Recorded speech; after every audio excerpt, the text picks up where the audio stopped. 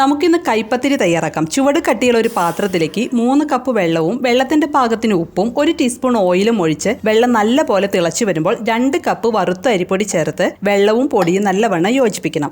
ഇനി stove off ചെയ്തതിന് ശേഷം 1 ടീസ്പൂൺ നല്ല ജീരകം ചതച്ചത്, 5 ചെറിയുള്ളി ചെറുതാക്കി അരിഞ്ഞത്, 1/4 കപ്പ് ചിരകിയ തേങ്ങ ഇതെല്ലാം ചേർത്ത് നന്നായി മിക്സ് ചെയ്ത് 5 മിനിറ്റ് ഒന്ന് മൂടി വെക്കണം.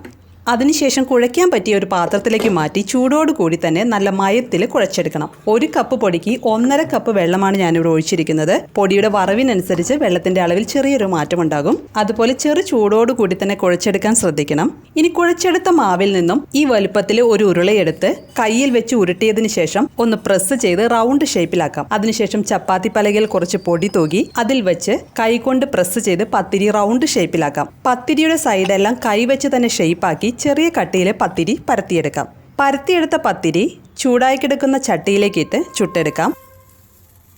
ഒരു സൈഡ് വെന്തു വരുമ്പോൾ മറിച്ചിട്ട് കൊടുത്ത് വേവിക്കണം. 2 സൈഡും വെന്തു വന്നാൽ ചട്ടിയിൽ നിന്നും മാറ്റാം.